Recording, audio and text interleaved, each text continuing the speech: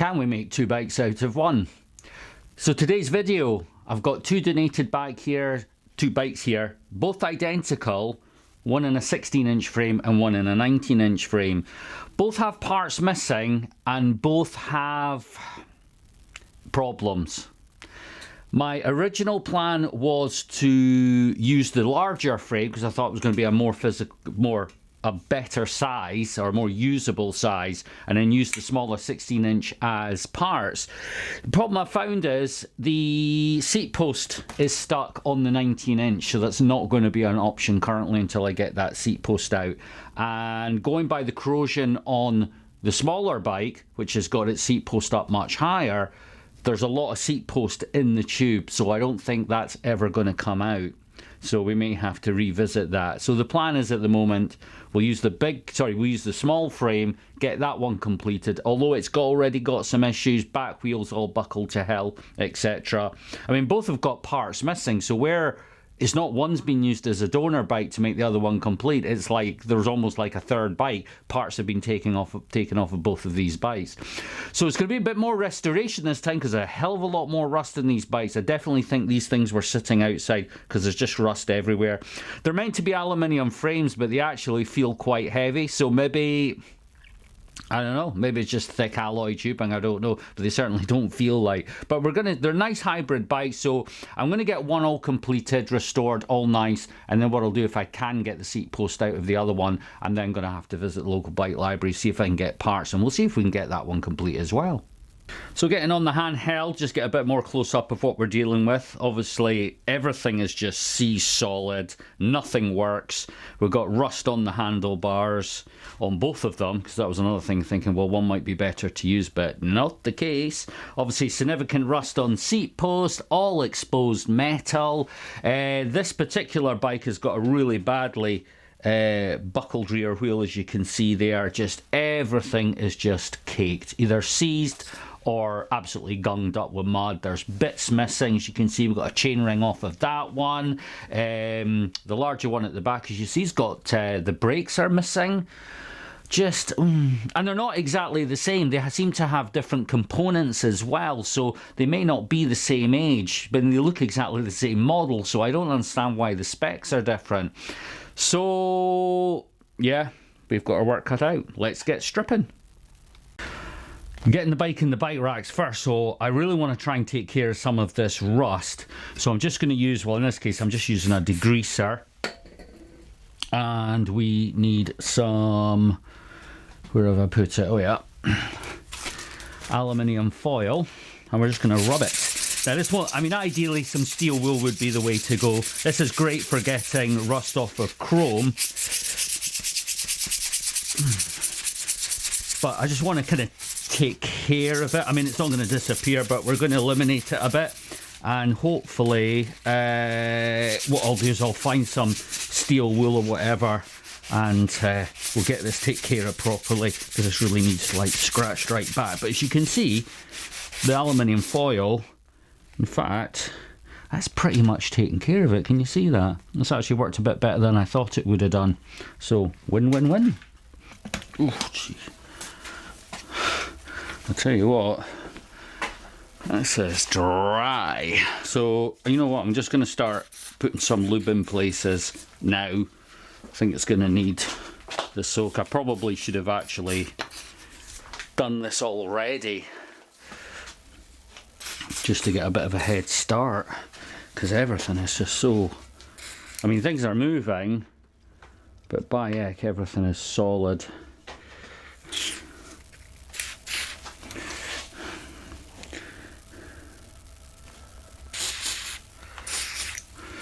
Oh, grip shifters, eh? Had to be grip shifters. And these things are roached, but that might just be the cables. Of course, the fun is going to be that we're going to have to be dealing with the cables, so that's not going to be so much fun. Let's get some wheels off.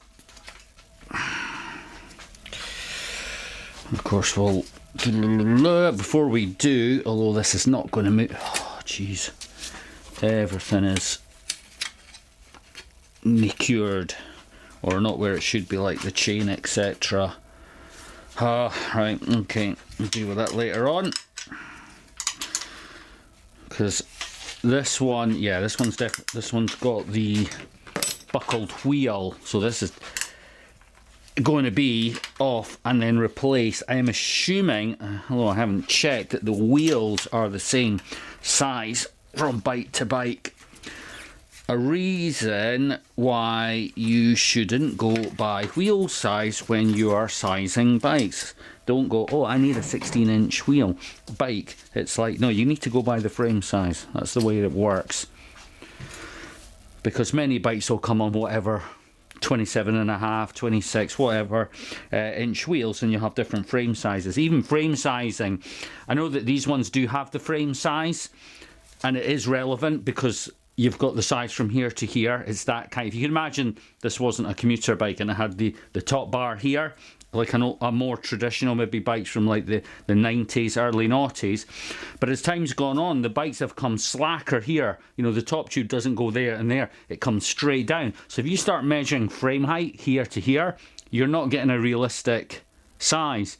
The size you go from is here to here, from where you're going to sit to where your hands are going to be. That's the reach, it's called. That's how you size a bike now. As I say, if you're buying an old bike or getting a donated bike, it's still relevant, but don't go by the wheels. Forget wheels, go by this. Because if you're buying a bike, if you're getting a bike from like the 80s, they're going to have 26-inch wheels. Or 24-inch wheels if they are a little bit smaller. But as time went on, we went up to the sort of, well, either 700, which is what these will be, I would assume, or 27.5. And of course now, modern day, we're actually up to 29s. Have the frames gotten bigger? No, they're the same size, just the wheels have gotten bigger. So, right, so that one off. Let's get the front. Blabbing away already.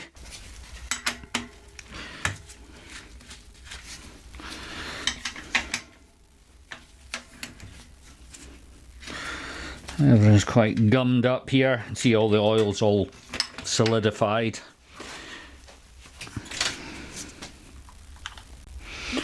Right, hopefully we're going to have a quink link on the chain. I have a feeling the fact that it's an Apollo bike. So for those not in the know, Apollo is a brand of a car accessory place we have here in the UK. And they weren't known for their quality. Their kids' bikes weigh an absolute ton. Spot on. Thank you, Apollo bikes. Just after I was ranting about them. Right, we'll need our chain breaker.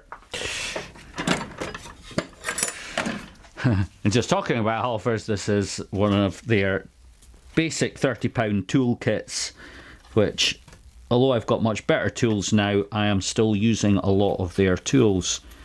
Because their kits come with just a few tools that are very handy. So I'm just going to take the quick link out, because if I don't, it's going to flop to the ground, and then we're just going to lose it. Actually, what I should have done with this chain, I should have actually checked that it was okay. Not ideal to check it off, but off the bike, but it'll give us an idea. Ooh. I think we could be struggling here. As it goes in, I don't know if you can see that, the way that it's meant to work is that the chain comes down and there should be a gap under here, but this is actually bottoming out. I'm having a feeling that this bike's going to have enough wrong with it that, don't get me wrong, we're going to get this bike working well, but ultimately, for the type of bike that it is, it's not going to sell great. If it was an adult size bike, it would get more money, but being a kid's, but not a kid's bike, but a teenager bike of this sort of style, not so much. Unless this would do, like, say, you know, if it was like a smaller female, then the adult, this would be fine. So it could be in a bit of a funny niche area, so that could be a bit of an issue. But you know what, a chain's not that expensive, and I think I've actually got another chain that's part used that's still in good condition, so we could just use that. Okay, I want to get this bracket off here. This is the bracket that holds like a shroud that normally goes over here. The other bike's got one, but it's broken. So there's no point on taking it off of this one and putting it on this one. This just needs to go. Yeah, it's definitely someone's been working on this bike at some point, because just everything's a little bit, you know. a little bit of work, so we need a ratchet set up here. Right, 14mm. Hopefully this is not seized as well. It's just getting into the, oh, there we go. That actually was quite nice. That's enough there.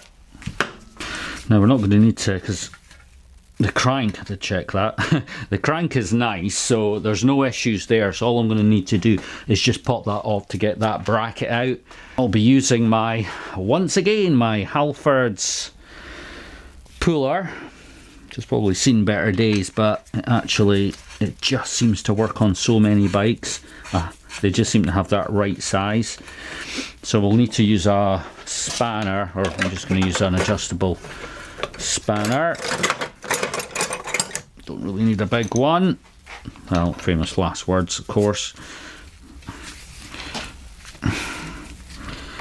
Of course. As it's not a proper one, it's not quite the right size. Yeah, this is working, no bother at all. Oh, it's starting to bite now. We always had a bit of forgiveness there. Oh, Jesus, that is tight. In fact, you know what? I'm going to check just before I go any further. I should have checked this first. I'm going to back that off. Oh, I'm going to take that out, because what I need to make sure is the pin,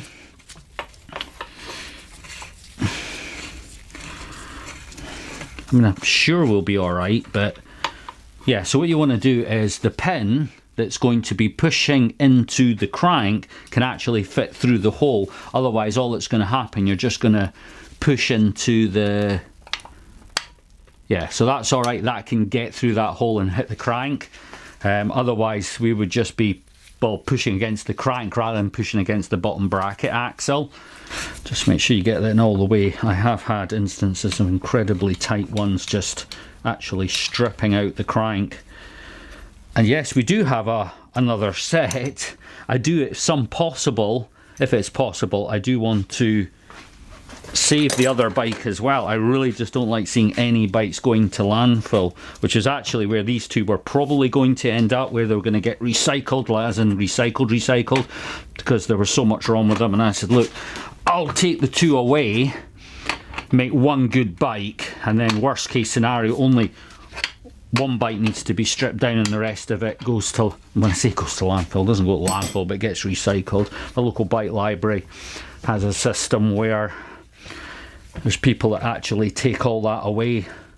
There we go. So this is what we want to take off. I was trying to really want to do it because I don't have the correct spanner for that, but I think this is sandwiched behind that. This is the classic of when bikes are built, they're built to make it easier to build and not like, it's like, oh, nobody's going to be fixing this bike, it's going to be, go, the hell. As much as this bottom bracket actually was quite smooth, look at the state of that. And I have to say, the inside of the bottom bracket is equally as torturous. In fact, you can see that.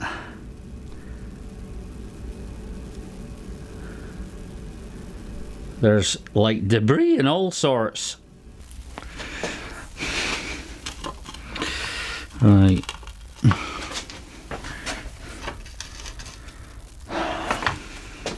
God. You know, all for the sake of that. Right.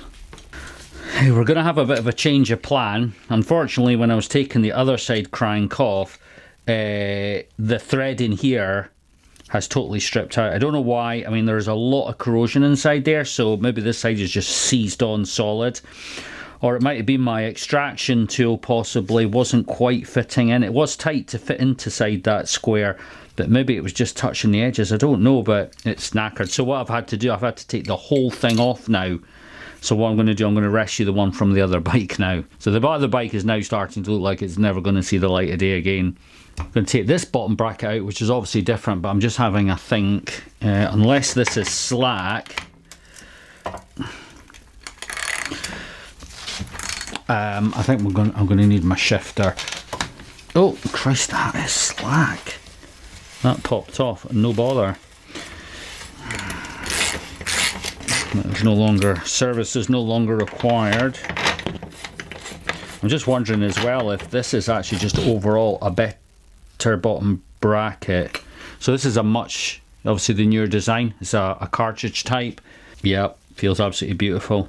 So maybe actually a happy discovery then that all that's happened, because we can put this one in and we don't have to rebuild the other one. So that is good. Hey.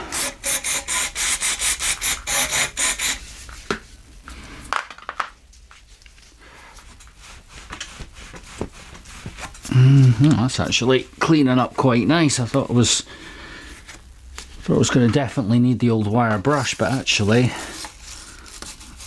this is more secondary.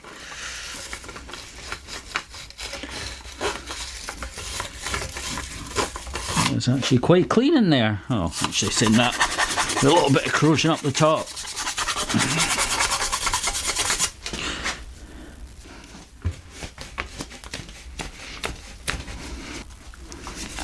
So you clean.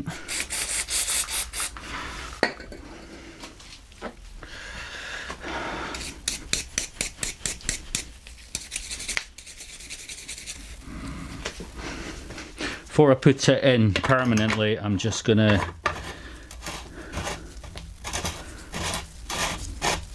yep, that is going to fit. Well, right, so we're going to put some copperies in for the anti-seize. Like that. I'm just going to slather it. A little bit on here as well. Keep the body from corroding again.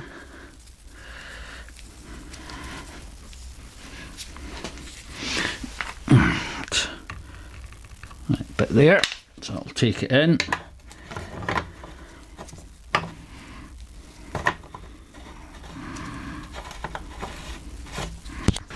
Okay, back to here. That's screwed in.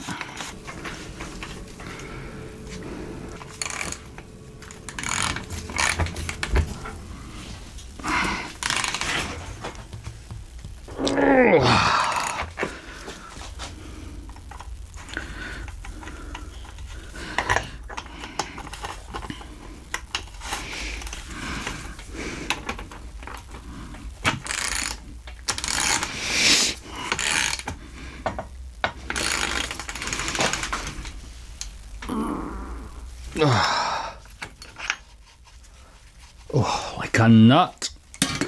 Time for the mudguard. I've just whipped this off the other bike, but obviously being a different size frame, we're going to have to make some adjustments to the clips, etc. Now obviously I'm hoping to God that the radius is the same. So it's just a single Allen key bolt going in the bottom here. So I'm not going to tighten this fully. I'm just going to just noticing you're not quite seeing this. You know. Right, and this one was a nut and bolt setup. End up wrecking the mudguard before we get it on. Again, I'm not going to tighten this fully. I'm just going to kind of nick it up and then back it off, because obviously once the wheel's on, I'll probably need to be able to, you know, slide this up and down. And of course we've got the stays to go on as well, and we'll see where we are. These are funny clips, they don't screw in, they kind of just right. I'm not going to be able to put the other one on, because in my head when I was looking at the bikes I thought, well, that's fine because I've got plenty spare mud guards, but now I'm looking at all the bits that I've got, like the frame, wheels, I don't see any mud guards. It's tiny tiny bit of play, but usually once you kind of bolt it back on, it's okay. So we will double check that, you know, when it's on the bike.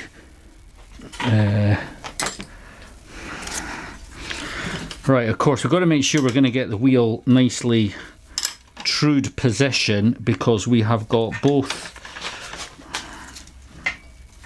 We've got both the brakes and the she was rocking all over the place. We've got both the brakes and the mudguard to contend with.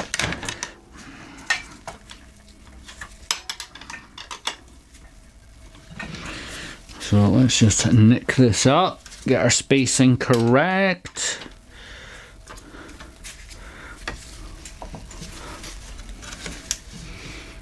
That's looking not too shabby. Right. Well, I don't know if you can see that. We've got obviously a bit of a gap there, so that can pull right down. Oh, the clips have just come off. Right. I'm hoping there's adjustment here, because that is just looking like a monster truck. There's some sort of slotty. Oh, there we go. That's exactly what I was looking for. I don't know why this just keeps popping out. And pop that to the other side. The only problem is with that clip missing on the other side, this might not be a slick operation. I'm actually wondering, because I can't seem to close this gap up, is I think we're going to have to move the mount back, because it feels, I just feel everything's being pushed forward, and the only adjustment we've got left is that one. Yeah, although it doesn't look like it's going far, kind of feel like it's made a decent difference. Although I was kind of hoping to get a slightly better fit there, to be honest. Yeah, because I mean, it's not like this is an aftermarket mudguard going on this bike, so we're going to actually have to open that up again. There we go. Sliding off the other side as well. I think we need to do both at the same time. Oh, there we go. So that wouldn't rub, but at the moment it's off. It's off to that side. So we're not going to be able to do a lot of there until I figure my stuff out. Other thing I've kind of been noticing on this as well, half looking at it, but I think this derailleur, this hanger's bent, which means I'm going to need a tool to straighten that, and I don't have one, but there's one down at the bike library. But it means that I'm probably not going to be able to set the gears up on this. Right, I'll tell you what we will do now, is maybe we get the bar off and we get that ready for painting. I think that's going to be something that we have to do and that we are clearly putting off. So you can just take that off and then just drop it. Alright, we've got another grip we'll have to... of course this one happens to have its end cap in place, but I think we can probably just work around it.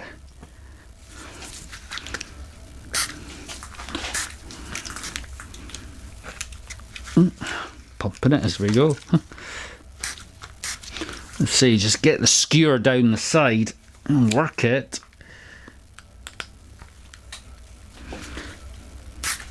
That should be enough. See, once you get it moving, that's it. And same again, by the way, for putting it back on, just whack it on. Just spray it on and then away you go. Keep banging to that other bike. What I might do as well, while I've got this grip shift off, pull it off and put a little lube like we did on the other one.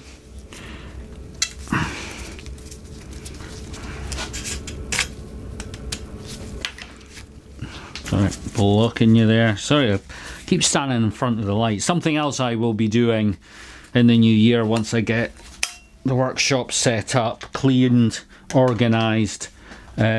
I've got additional lighting. I have bought extra lights.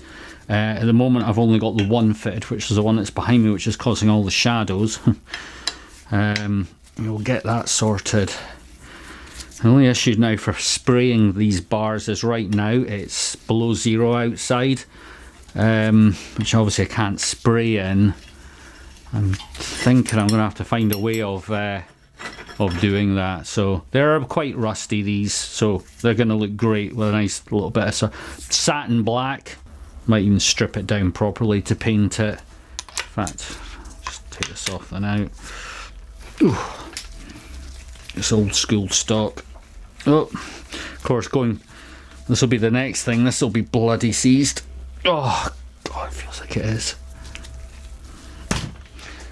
This all. Well, let me just knock the clamp down and get that moving.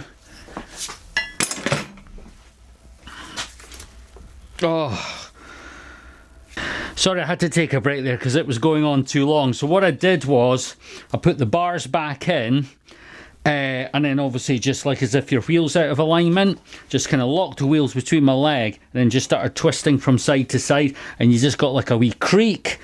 Put some more releasing oil back on and just kept going. So as you can see, I've managed to pull it up a wee bit. So we're kind of into the home run now. Oh, okay, I think we're going to need to take the heads, going by the condition in there, I think we're going to need to take the headset off and just kind of have a wee play. We're going to have a look at this front wheel bearing, the same bottom bracket. I mean, it might be salvageable. I mean, it might not be the end of the world. Yeah, I mean, it looks ropey, but I think that might clean up. Right, we'll just get the Big Guns degreaser, spray that in. We'll just kind of let that, and then what we can do is we can clean. I'm not going to take these out. There's absolutely no reason to get these all cleaned up.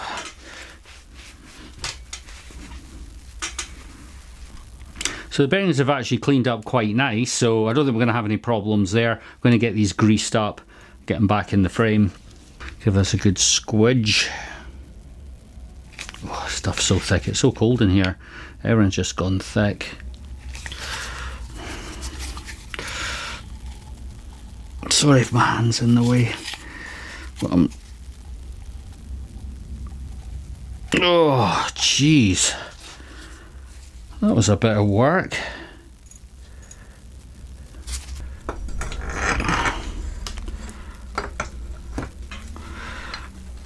That on. Right, getting there. These cables getting in the road. I've been busy. I have the bars now painted, nice satin black. I've also done the hybrid adjustable stem as well. That's all painted too. So let's get this in. So I'm going to get some lithium grease down here, down the head tube. A little bit on the. So hopefully this will not rust in solid again. Please. Just get it down so it's enough to cover the black bit. So as it's a hybrid stem, we can obviously raise and lower it from there. I'm going to put it sort of reasonably far down. Now, as I'll need to align that, you know what, I'm going to tighten it up, but we'll come back and I'll adjust this properly. There we go. So I left one of the bolts in for painting just to keep everything together. So one of it is now actually black, but as you see, I've actually stuck it through the wrong hole. So I'll need to take that out. But what we'll do is we'll put that one on the bottom. It's less visible. Rest on top. Right, let's get the bars through. Hopefully they'll go through without having to. Oh, they do. Ideal. But what I'm going to do is I'm going to get all the bits for the stem back on. We're getting, of course, this whole thing spring loaded. We should have done that before I put the bars in. There we go. Got just a wee slight rise on it. We'll always come back and tighten that up. And now the bars themselves, which have also got a rise in them slightly. Again, we'll come back. I'll nick them up in case I forget to come back, but Okay, brake levers and shifters time. Let's get all these back into place.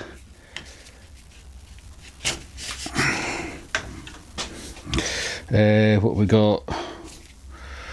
That is the front shifter. Rear shifter. Right, what we want to do is get these set, but with the bar ends on, the bar grips. Get these the right way around. So we need some alcohol, isopropyl alcohol, in the grip. Must remember the washer.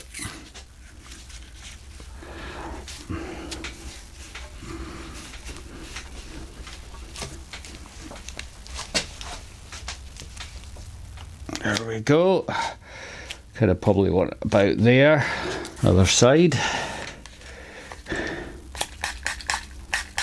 Washer.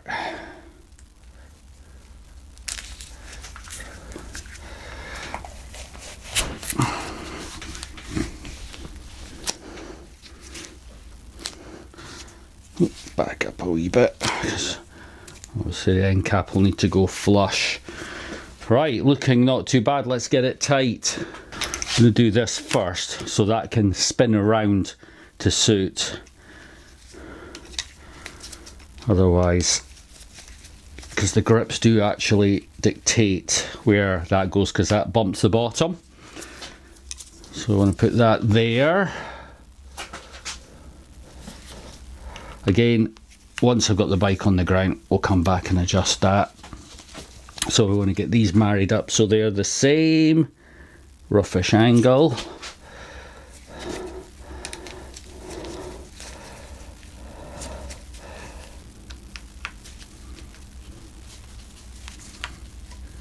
Right, cockpit is looking and feeling good.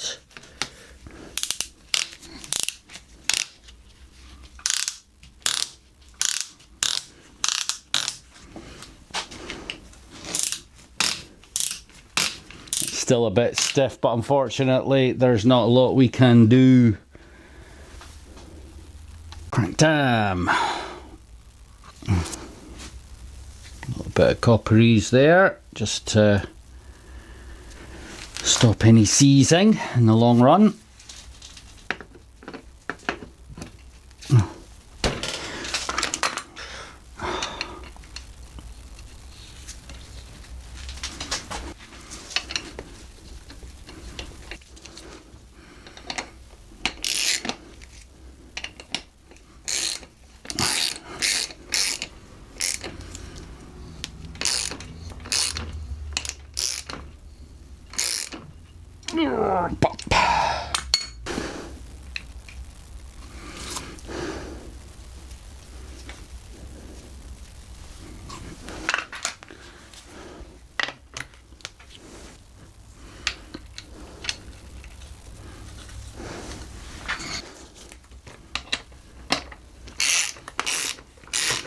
Crank it. And we're starting to get there now. We've got obviously one wheel back on, crank's going back on. I think we've got all the cables now done. So we're definitely, definitely on the home run for finishing. Oh, Jesus. Not quite. Oh, there we go. And then we've got the wee plastic caps to go in. I'll put one on the other side as well.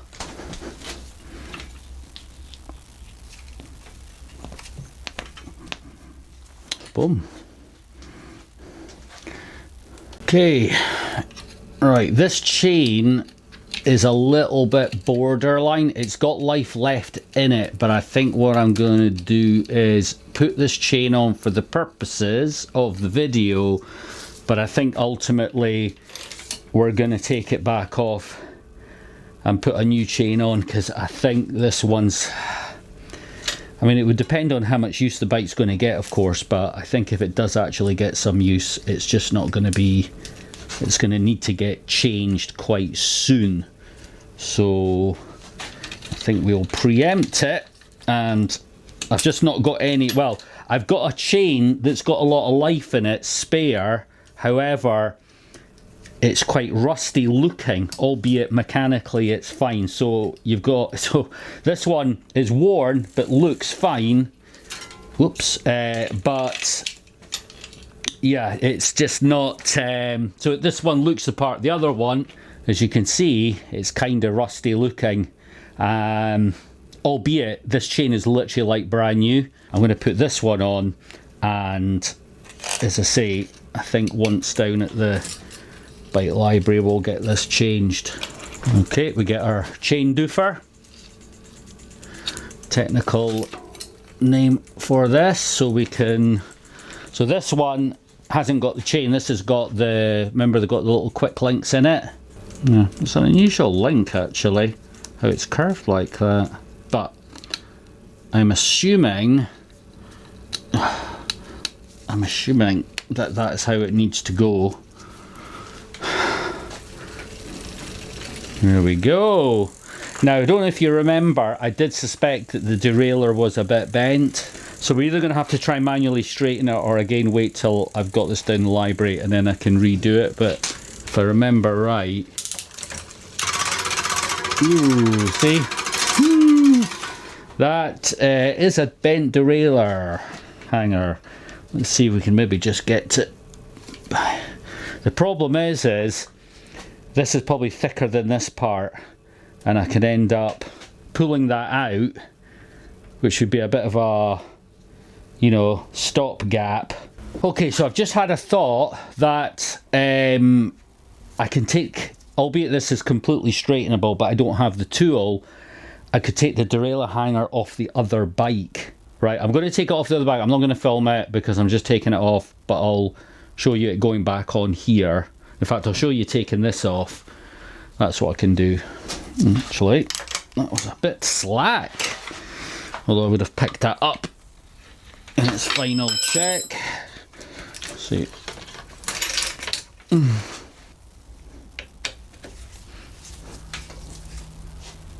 We can just leave that hanging.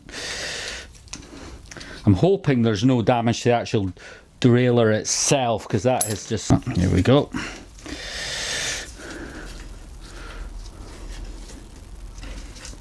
Sorry, that fell out of shot. And then we've got the derailleur hanger off. Okay, sorry, I forgot to press record. I've now got the new derailleur, or the other derailleur, back on, and I'm hoping all will be well, because I'm just a little bit concerned there may be damage to the derailleur as well. And if that's the case, I don't know what I'm going to do. I mean, I suppose I could take the derailleur off the other frame. Although the way things have actually turned out, I've taken that much stuff off the other frame. If it wasn't for the fact that the other frame had the stuck seat post, I'd have had to have done very little work. You know, because all the components on that other bike were actually good. It was literally just the it was just the seat post that was the issue.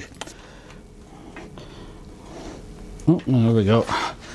Right, just worth a recheck for clearances, because you've not only got brakes to deal with, we've got the mud guard to deal with as well. Okay, gears. So let's just have a quick feel. We're getting a full range of the rear gear. We are, but what I want to check is I just want to check that the bump stops on this derailleur, stopping the chain falling to the inside, are adjusted. See, I'm pulling on it and it's solid. Then we want to do the same at the top one, just see if I can physically... No, see, I'm putting pressure on the derailleur there and it's not going any further. So we know that the high and low bump stops. That's very important, because as you notice, we haven't got a dork disc there. So if the chain dropped off the top, it'd be straight into the spokes, which would obviously be a disaster. Right, so we know now, actually currently it's in the bottom gear, and we know we're getting full range without any bumping now. So if we pull that right up to the top and then see how we are. Right, so you see that's rubbing on the front. Now normally that'd be a bit of a problem, but I can actually just do micro adjustments. Whoop, just dropped it down too far. See, there you go. Actually, now that I've said that, so that's just touching. So, okay, we just want to make a fine adjustment to pull that in that way. And I'm going to do this up at the shifters where we've got the wee micro adjuster. So what we need to do is we need to slacken the tension off just slightly. You might be able to see this moving. Yeah, I can feel it moving in my finger. Oh, now we're dropped to again.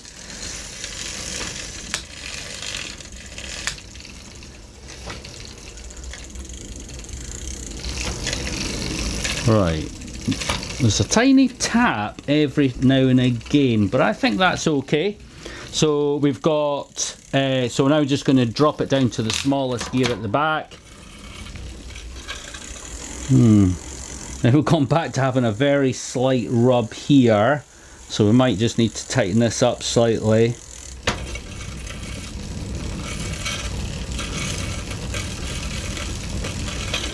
I think the problem is, I think I've got a very slight, the chainring's got a very slight buckle in it, I think is what the problem is.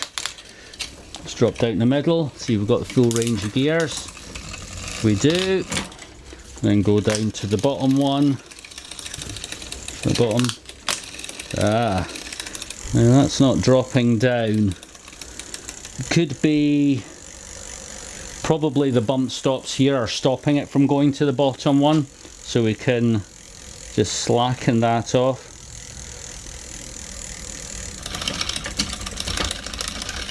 That's it, dropped in. You've got little screws up there as well. Right, so let's see if we get full range. We do.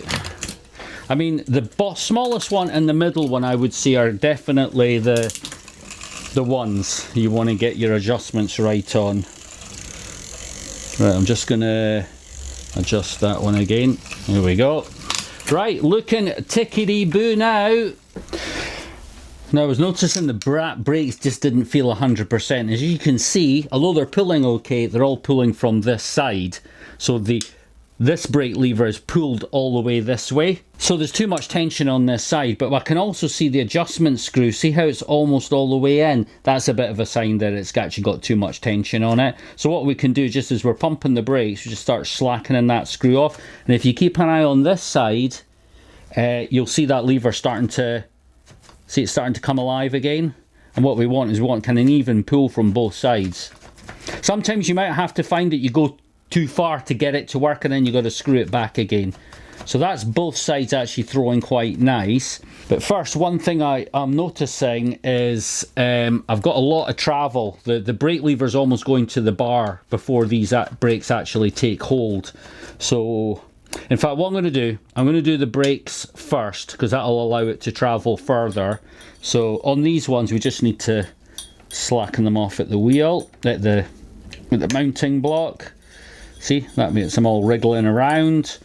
And then what we want to do is just use the lever to pull it across so it's nice and flush with the actual brake rim, the actual braking rim surface, and then we can tighten them out. Now watch out, when you are tightening it, this side of the brake block will probably want to lift slightly. So what I usually do is go to have nicked it up, you can then let go and then put your hand on the brake block itself and stop it rotating. And that should give me a bit better of a flat hit on the actual brake block against the grip, and I can actually still turn the wheel. So what we need to do is do a bit of a master adjustment on the actual brake as well. Because remember, we replaced the brakes and I probably won't have adjusted these. So the way I do it is pull it all the way till it locks, so it's flat, and then just allow a slight amount of brake to slide through. Oops, did I? There we go. So don't go crazy, we just want to nick it up and then try, because we don't want to squish the devil out of the... See, I've maybe overcooked it because that's solid. There's like no play in that at all. Just let a little bit more out. We'll have another wee feel. Get in there. There's not a lot of room for any discrepancy in the wheel, so say it a little bit more. Yeah, see, that's feeling good. Because remember, it's a new cable, so there's going to be a bit of stretch in the cable. So it's worth maybe going slightly tighter than you need to. Okay, so while we're here, we may as well just tidy up the cabling as well. On there. Crimp this. I wish this actually had a better crimping system on it. It's good, but it's, I don't know, just feel like it could be better. But we do have that little tidy there. Off camera, I've actually I have literally just repacked, because this just felt a little bit dry, and I think it just needed grease, which is exactly what it needed. So if you, I'm not filmed it because I've done a video on exactly how to do this. So it's just basically I've just repacked loads of grease into there to make it smooth, and it's moving again. I think it was just dry from before. So we can now get this in the wheel. Honestly, I don't know if this is actually the original wheel or the one off the other bike. Actually, I think it might be off the other. No, I think this is the because I'm just noticing it's got like a white line on the tire where the back one doesn't, but the back wheel is off the other bike. Oh, yeah, she's good now. So let's just clip the brakes in. No, in fact, the brakes are clipped in. So what we'll do the adjustment. So we can get that a little bit better.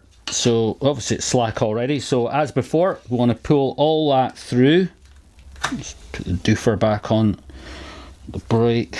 Pull all that through till it stops, and then just I'll spin it that way. What we just want to do is just let it back up slightly. Now I think this is actually the original cable, so you could actually see where the crimp is, and then we can just give that yeah, that feels perfecto. So we'll just tighten that up. That's that, and let's look at the kind of travel we're getting on each side. So we have too much tension on this side, and that one is just being floored to this side, so we can slacken off on this side. Oh, see, sometimes it just goes too far all of a sudden. Gonna get it roughly right, give the wheel a spin. That does a good stopping motion there. In fact, very good. Nice and snappy. So a bit more work than I thought I was getting into on this one, where we've literally taken more parts from the frame that had the stuck seat post. If that seat post was not stuck, we would have had a better option, because certainly this bike had the fair share of the knackered parts. I think the parts on the other bike were better, which a lot of those parts, of course, have subsequently found themselves onto this bike. And this one has the smaller frame, which is a bit of a shame, because I think this is more aimed at as an adult bike. But if it is going to be for an adult bike, it's probably going to be for a smaller adult bike rather than, I mean, you never know. I mean, it could be a school run bike as well. It would actually work really well as that, because as I say, all weathers, you've got the mud guards and a nice comfy riding position, and this really fat comfy seat on the back there as well. But overall, it's turned out great. I did want to salvage the other bike, as in put bits into that one and make it good again, but to be honest with you, I've kind of got down to the point now where it's almost just a frame now, so I think it might actually end up just taking more parts than make it worthwhile, which is a shame. So that one, what I'll probably do is just break that down and use parts from that frame on other bikes should they need them. Well, I hope you enjoyed this video, and if you'd like to see more, I hope you would like and subscribe and let me build my new bike channel. Thank you very much. Bye.